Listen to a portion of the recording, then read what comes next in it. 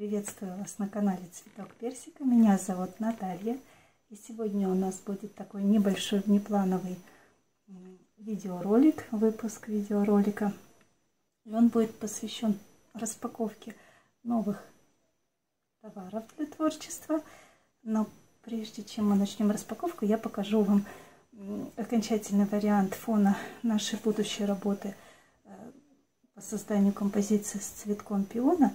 То есть сразу оговорюсь, после работы у меня как-то не получается снимать продолжение мастер-класса, но в выходные я обязательно этим озадачусь, и продолжение будет.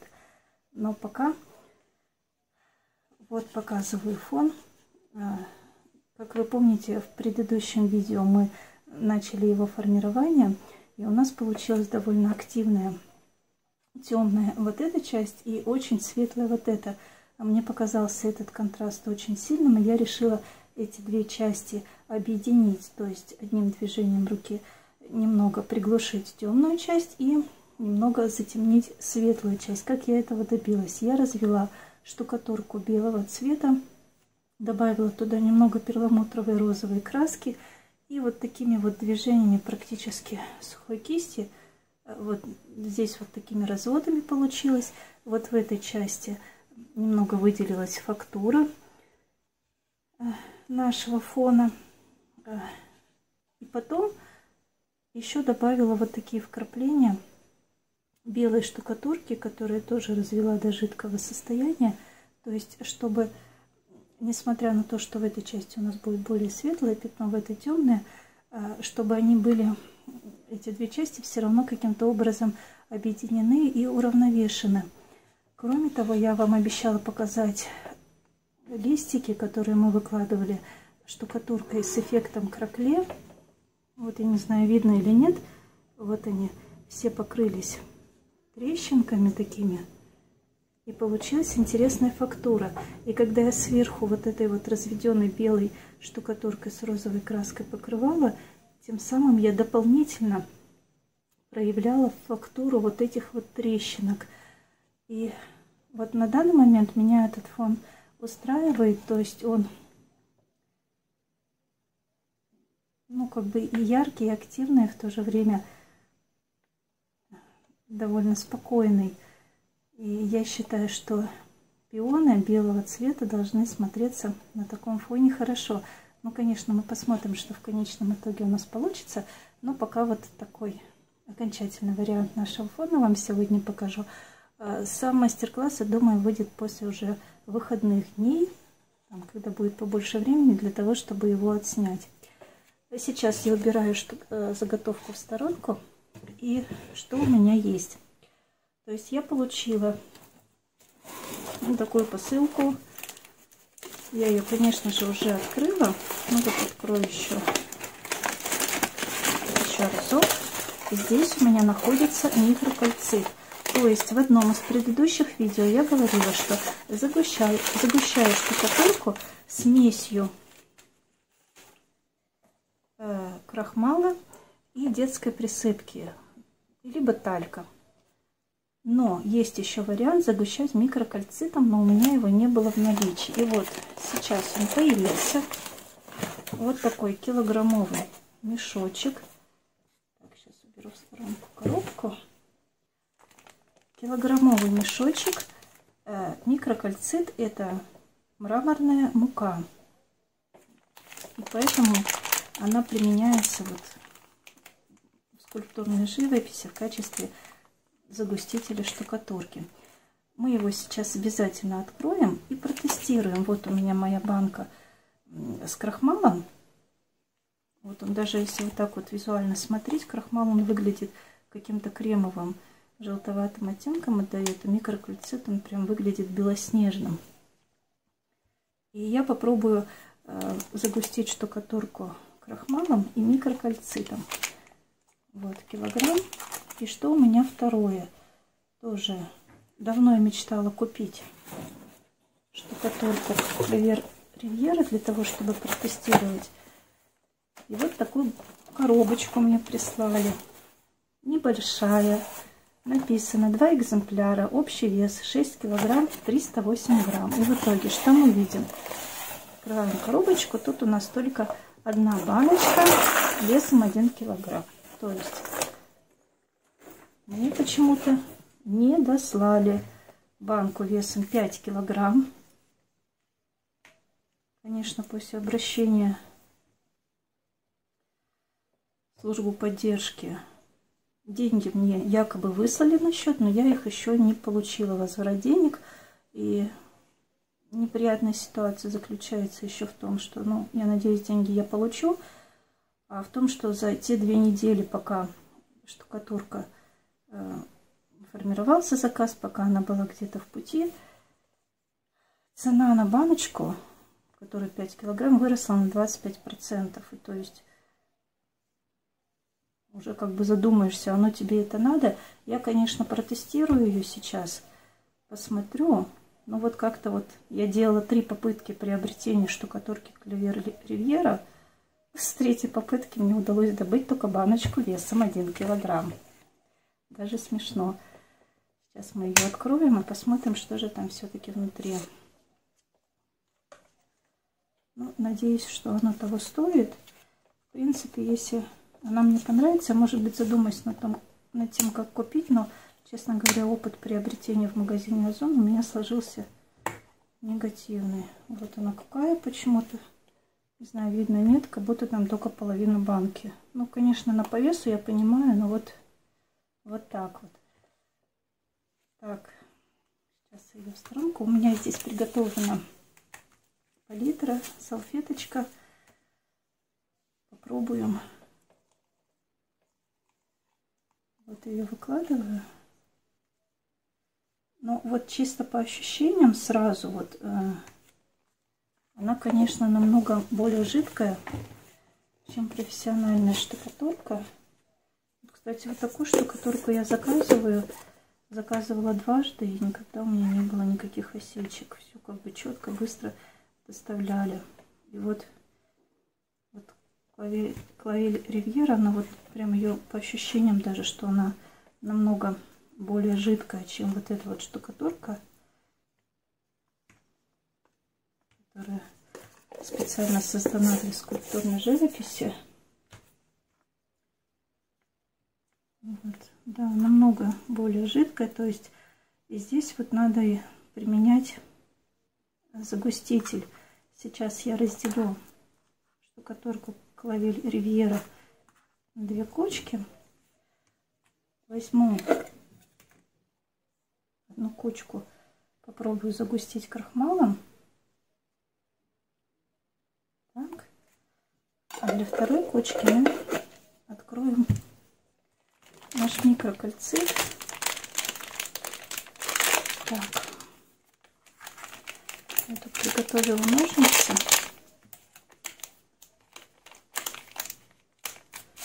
Сделаем небольшой надрез.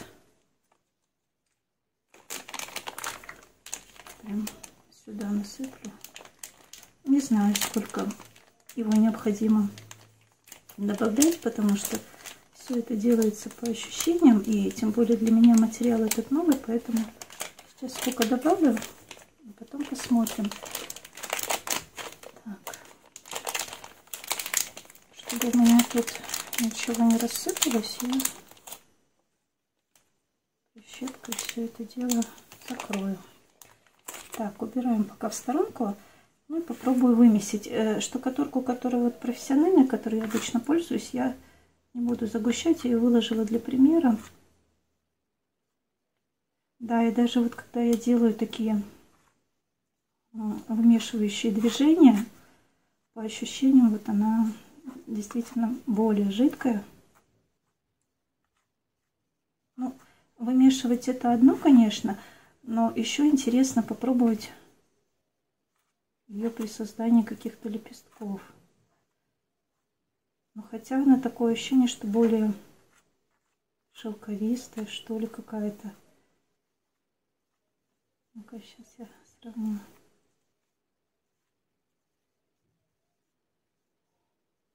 Ну, отличие определенно есть.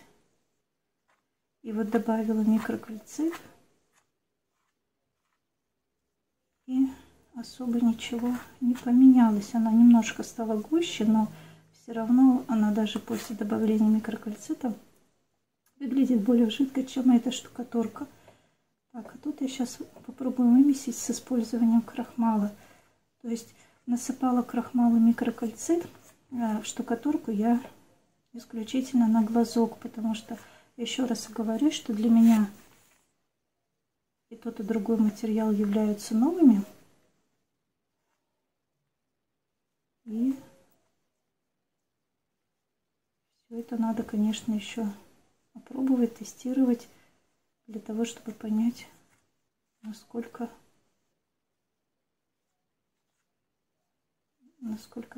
получается штукатурка густой, пригодной для работы.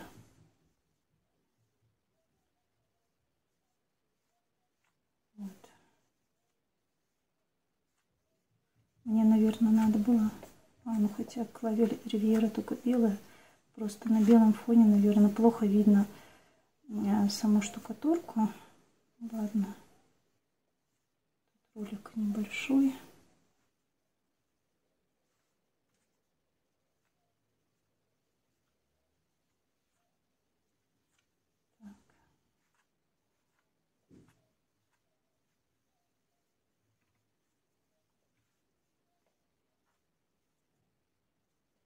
Вот должна сказать, что после использования крахмала штукатурка какая-то более густая, но, возможно, я крахмала сыпанула больше, чем насыпала микрокальцита.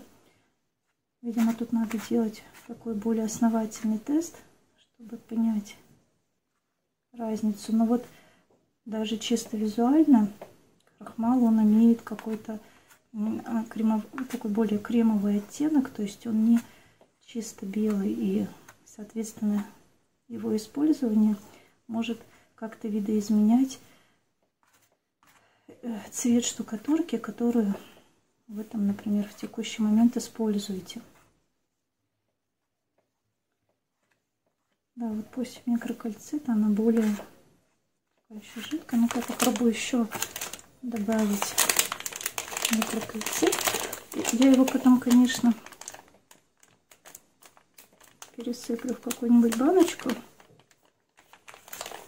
Да, и вот еще такой момент, я это сразу чувствую. У меня на всякие примеси в воздухе очень сразу реакция.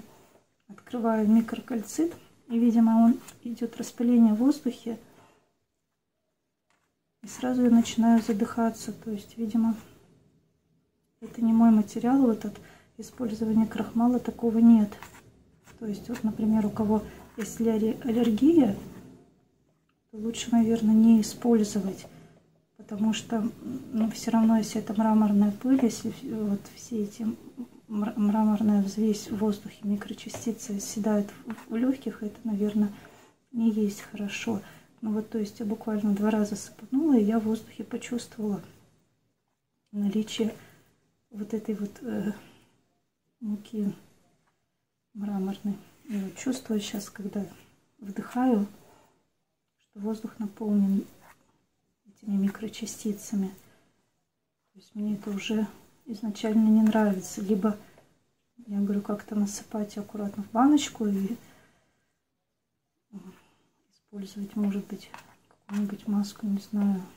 Но, по крайней мере, такого ощущения от использования крахмала у меня не было.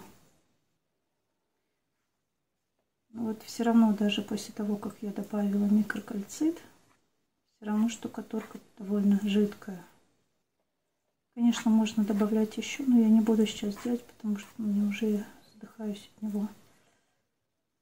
Вот, получается такая история. Какое мое мнение? Штукатурка клавель Ривьера. Давайте я вот так положу, чтобы было видно. Вот. Такая баночка весом 1 килограмм мне досталась. К сожалению, больше мне не доехала. Ну ладно, ну по крайней мере она более жидкая, чем вот такая штукатурка профессиональная для скульптурной живописи. Это один момент. Загустить крахмалом, вот именно по ощущениям мне понравилось больше, чем микрокальцитом. От микрокальцита мраморная мука в воздухе остается вот эта вот пыль, взвесь, которую мы вдыхаем, и я думаю, что это вредно, потому что, я говорю, я буквально сразу начала задыхаться. Наличие пыли я прям очень сильно чувствую. Ну и тут кучка у меня просто штукатурка выложенная. То есть вот я сюда добавляла микрокальцит, сюда добавляла крахмал, и по ощущениям вот в штукатурке, которая профессиональная, она даже гуще, чем вот эти вот две кучки у меня. То есть я, конечно, буду пробовать еще